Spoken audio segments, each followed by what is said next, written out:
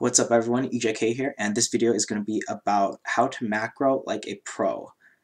We're going to be taking a look at one of Flash's games from the Home Store Cup X powered by XMG Day Trace between Flash versus TLO on the map Merry-Go-Round. I choose this video specifically because nothing really out of the ordinary happens.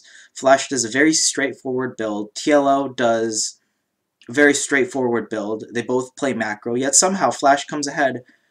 He ends up pulling ahead 20 to 30 supply as the game goes on, simply by out-macroing his opponent. Now, one of the most common responses to how to get better at StarCraft is simply to macro better. But what does that really mean? How do you macro better so that you have 10 more supply, 15 more supply than other players would have? Like for example, a pro player, when they practice a build, they hit a timing, and when they're looking for that timing, they want to know how much supply they have, like how many workers they have, how many units they have, and how consistently can they hit that timing. In other words, how many times can you play a game where the same exact thing happens and you're able to duplicate the results. Let's say at the 11-minute mark in TvZ, as a professional Terran player, you will want, depending on what build you open up, let's just assume that you go for standard 3 command center opening, and you want to have about 120 or so supply by the time that the first 2 medevacs hit.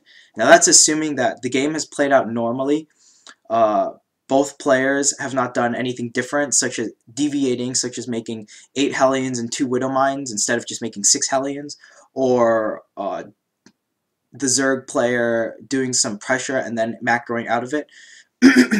These are just very straightforward game timings. You have a timing. In this case, in this game we're going to be taking a look at, it's going to be hitting a 2-2 timing, but actually Flash takes advantage of, well, yeah, Flash basically takes advantage of the fact that he is macroing better than TLO, and he uses that advantage in that larger army size and better macro to really put the pressure on TLO and to deny his 4th bases. And although nothing significant has really happened, being able to take these small exchanges and getting ahead by about 5 to 10 supply max really is what allows Flash to take big advantages later on, such as denying TLO's 4th and out-macroing him for the rest of the game in a very straightforward fashion. But enough about me, let's go to the game. Sorry about that, I think I'm in a cough bug or something. I'll try to keep my throat as quiet as possible throughout the cast, but it might pop up a couple more times, I can't guarantee anything. So, in this game, TLO, 15 hatch. I believe it was a 15 pool, and then a 17. Well, I don't really know how to say Zerg. Like, you have 17 drones, and you make an extractor, and that goes to 16. So I don't know what to call it, 16 or 17, whatever. It's basically hatch, pool, gas, as standard as you could possibly make it. He wasn't even being super greedy and getting his gas before his pool. He got his pool before his gas.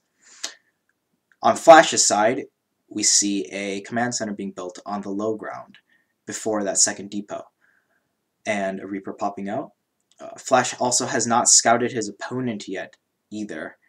If we take a look at the minimap, we only see TLO's scouting pattern with the 2 overlords, and now we see Flash's Reaper going across, scouting in the wrong position. A little bit bad start for Flash, but nonetheless a very standard game. And as soon as the Overlord is shown by Flash, he knows that TLO came from the 6 o'clock position, so that's why he turns his Reaper around immediately. Also, I want to note, just pausing the game really quickly, because I don't have a replay of this, sadly, but if you take a look at the gas count for the next 5 to 10 seconds, you'll notice that Flash has taken his SCVs off of gas, so he only has, I believe, 1 SCV mining. And you got to do this so that you can get your 3rd command center up in a timely fashion. Because you're making 2 additional Marines instead of a 2nd Reaper, you don't necessarily need the extra 50 gas to make a Reaper, and you instead want that gas to be converted into minerals, and you do that by taking your guys off of the gas.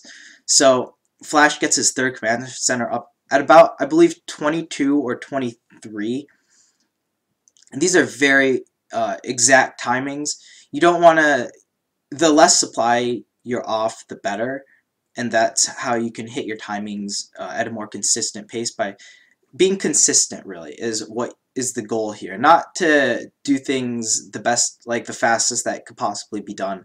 So he's getting his command center at 23 or 23, 24. I've also seen him get 22, 23. That's why I wasn't sure. But let's just say it's going to be a third command center at 23.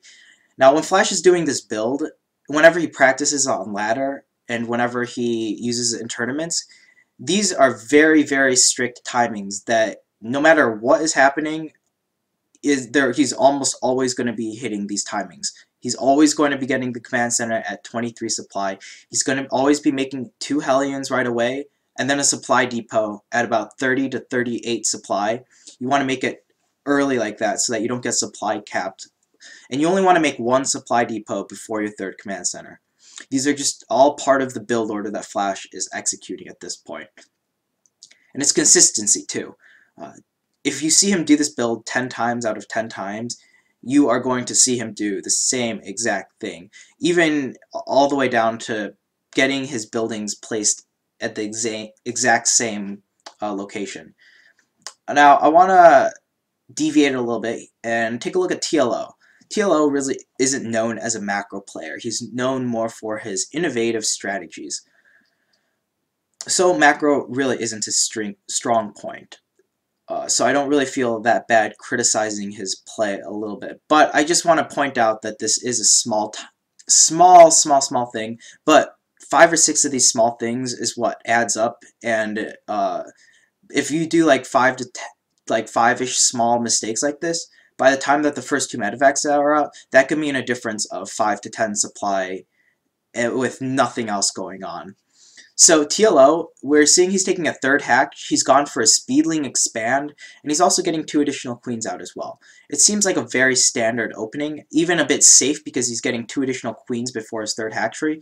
However, one thing to note is that in the production tab, he has an overlord that's about 20 seconds. I think it takes like 25 seconds for an overlord to make, around that much, but it's 75% complete, and he's just started his third hatchery now.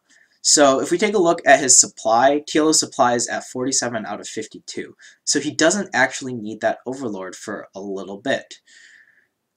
Now, the reason why I bring this up is because his third hatchery really should have been planted before this overlord had started, because he doesn't actually need the extra supply at this point in the game.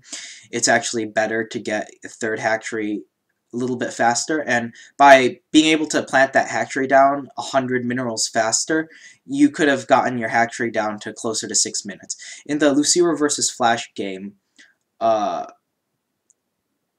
actually, never mind. I don't actually have a specific game to use as evidence that a hatchery should be faster. At this point, this hatchery looks more like it's going to be a 3-base Roach Baneling all-in.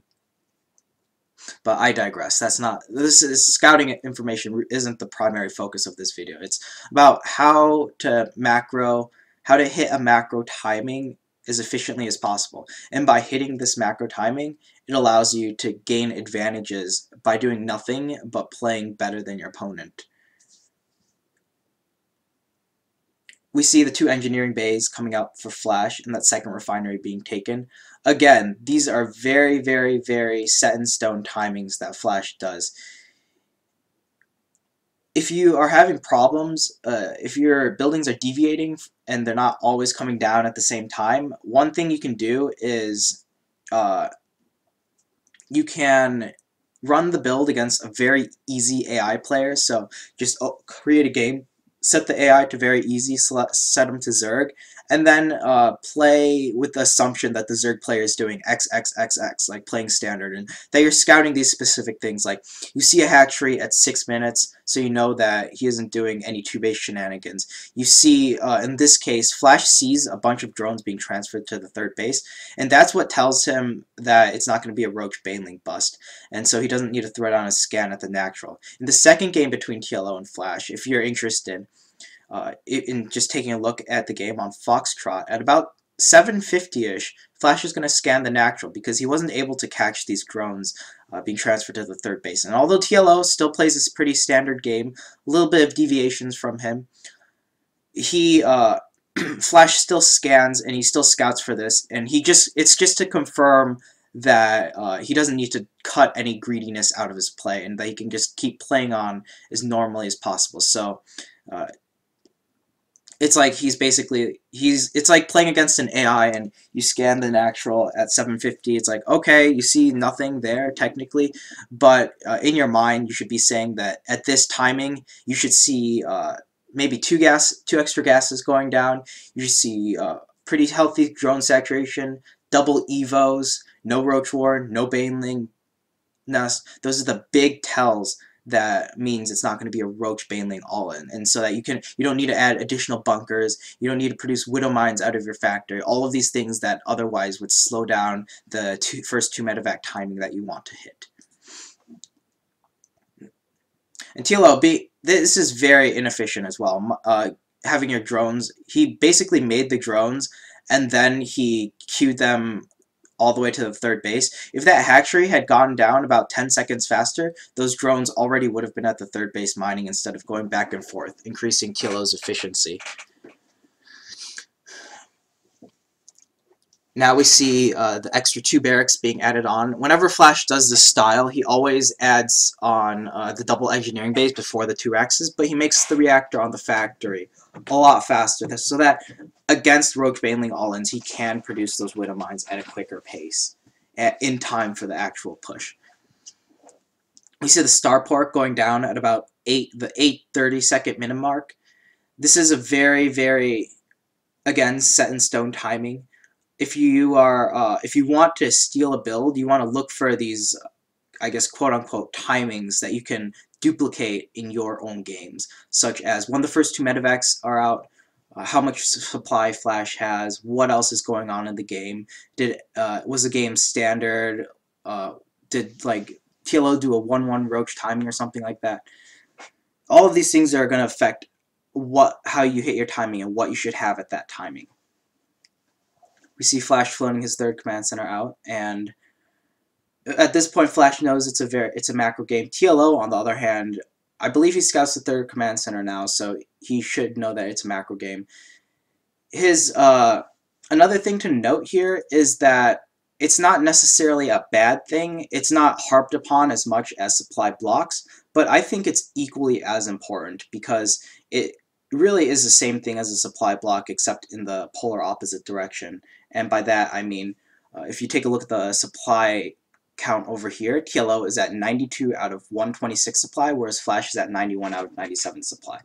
Now the significance of TLO being, I guess having, I believe that's 1, 2, 3, I believe that's 3 extra overlords that TLO made that he otherwise doesn't actually need for the next couple minutes. This is a band-aid situation to kind of take place of, or to kind of like just put a band-aid over shittier macro, because I guess like if you have problems getting supply blocked, I guess it is kind of better to not be supply blocked and have more supply like this, but it does throw your timing off.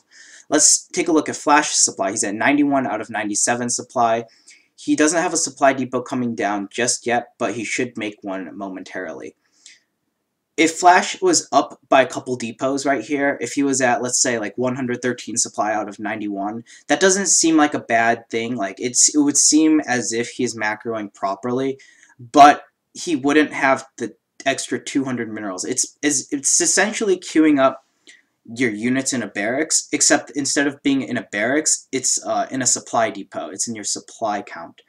So if Flash was up by a couple depots worth of supply, this 115 out of 113 minerals gas ratio would be like negative 115 right now.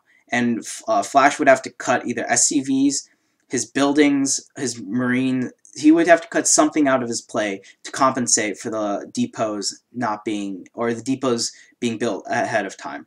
And in this case, we see TLO. He's playing a macro game, but his fourth base hasn't started yet. And as a Zerg player, you need to establish that fourth base before the 10-minute mark if you are playing a macro game.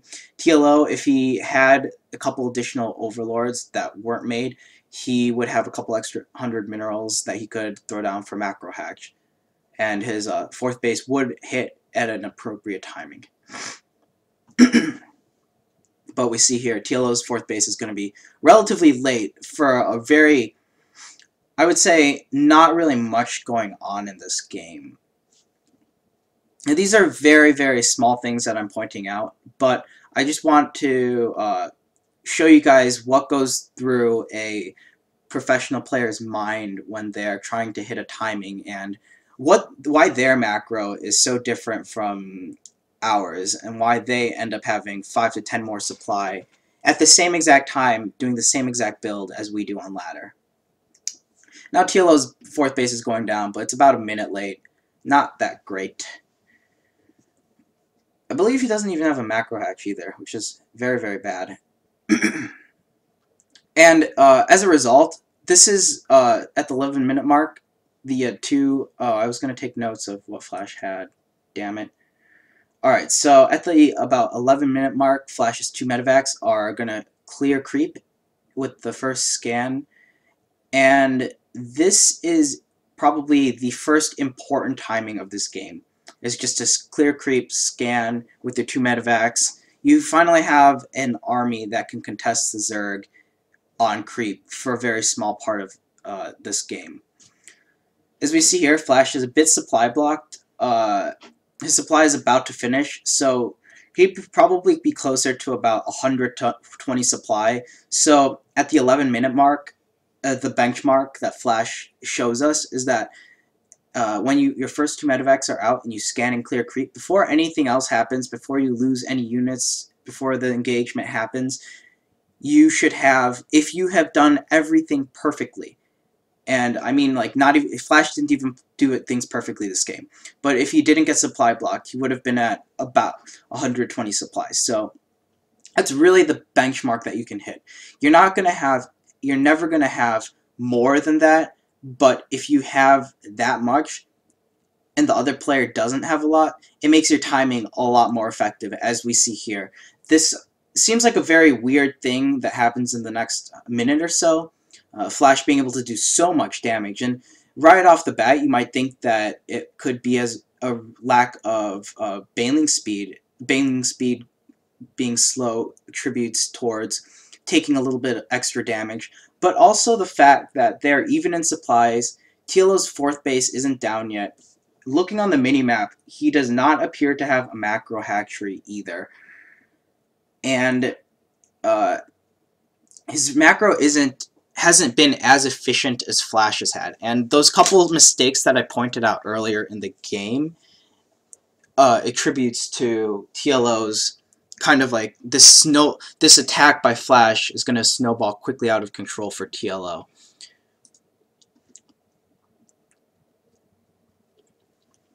So the creep is cleared, and Flash sees no bailing speed. He splits his units. He takes a cost-efficient trade on creep. Great to attack. And then he also stays. He tries to attack a little longer. He gets some cute little damage on the Zerglings, and then he goes and picks up into the main. And this is where he starts to become extremely cost-efficient, killing these Lings as they stream in a single file line.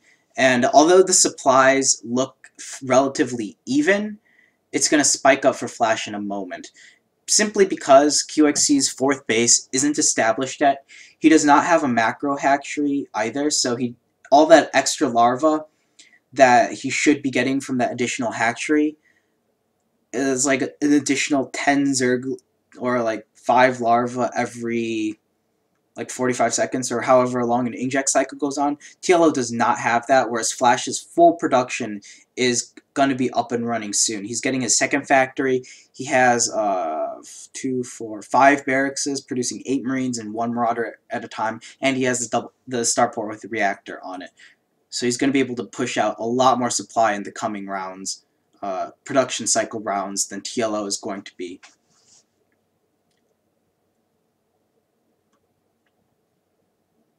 Army supplies, relatively even. Flash is gonna, like, it's even right now, but that's because they're still on the same macro cycle. As the production cycles go throughout the game, we get to take a look at Flash's supply spike up, and TLO's kind of stay stagnant. And TLO is spending his money as well. It's not like he's floating a lot of money. His macro timings just weren't as crisp as Flash's, and as a result, Flash's otherwise regular timings that aren't meant to do damage are doing a lot of damage, and this is starting to snowball out of control. TLO goes for a counterattack. It actually doesn't even do anything. That is also his entire army. Okay, that's almost his entire army. That's about half his army, so never mind. But that was a very weak counterattack. He threw away another about 10 supply worth of Zerglings and Banelings, and we see he still doesn't have a macro hatch. It hasn't gone down on the production tab. That's actually his 4th base. So along with the fact that he doesn't have larvae from his 4th base, he also doesn't have larvae from his macro hatch either. So he's only really making larvae out, or he's only producing X units out of 3 hatcheries worth of production, which is not what you want to be at 13 minutes and 30 seconds into the game. Now we see here, it's just things getting from bad to worse. TLO trying to take an engagement, but because Flash has not missed his macro in a beat, or he has not missed a beat in his macro, I should say, except for getting supply blocked ever so slightly when his first 2 medevacs were out, we can see that Flash's army is gigantic compared to TLO's. And Flash's 2-2 timing just finished now, and this is going to be another very effective timing to hit. It usually hits right before the Zerg's 2-2 is completed as well. And Flash's Marines are going to be extra strong against this. And Flash is just creating extremely cost efficiently. And to hold this 2-2 timing attack, and to at least have the economy to back it up after you clean up the Terran army, you need to have a macro hatchery. You have to have full drone saturation on 4 bases, so you have to have about 80 drones, and you have to have a macro hatchery and you have to have a macro hatchery and have your 4th base up and running. Is the 2 big economic things that Flash has been denying TLO from having throughout the entire game, because Flash was able to take very small engagements, or not small engagements, small leads in this game, which end up snowballing to be a huge 20 supply advantage and a 3 base versus 3 base situation for the Terran player. And again, Flash hasn't done anything extraordinary out of this game.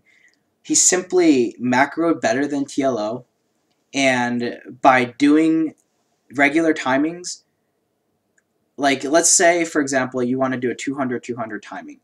If you do a 200-200 timing against a player who only has 150 supply at that time versus a player who has 190 supply at that time, you are going to do a lot better versus the player with 150 supply. That's a very simple example of how this game played out, except the builds are a bit more complicated, and there are a couple more timings mixed in that Flash utilizes throughout this game.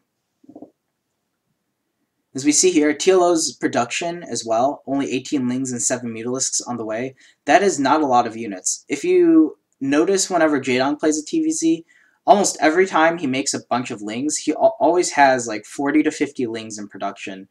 And macro Zergs such as Su and Lucira, they always have a bunch of larvae always ready to be used. And that's just because they're much better at macroing than TLO is. And again, TLO is not usually accredited for his macro play. He's more of a creative virtuoso. So it's understandable that Flash was able to just play straightforward macro games and just take very clean wins against his Zerg opponent. That pretty much brings an end to this video. I hope I was able to explain what the meaning, how to out macro your opponent, or like what it means, the steps that you have to the steps that are taken in order to out macro your opponent, rather than just like telling someone how to out macro it. Hopefully this video actually gives you some concrete direction in which concrete direction to go in. I'm tripping up over my words here for no reason, so that you guys can do better on ladder. If this will apply to any build as well. If you want to copy a pro build, the most important thing you want to do is take note of the timings. Like the first 2 medevac timing, the 2-2 timing, whenever the first timing hits with as little supply lost, and you want to try to replicate that. I personally play against computer opponents to try to hit benchmark timings, and then I try to hit that same timing against real players as well. But ideally you want to hit those kinds of benchmark timings in a real game where it counts, instead of just versus the AI. But versus the AI is just to help you get more acclimated to actually doing it.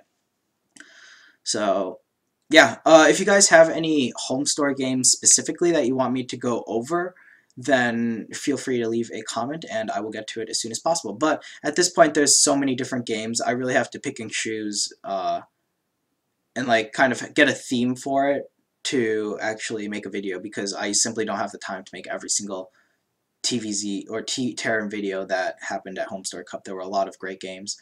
Alright guys, I'll see you in the next video.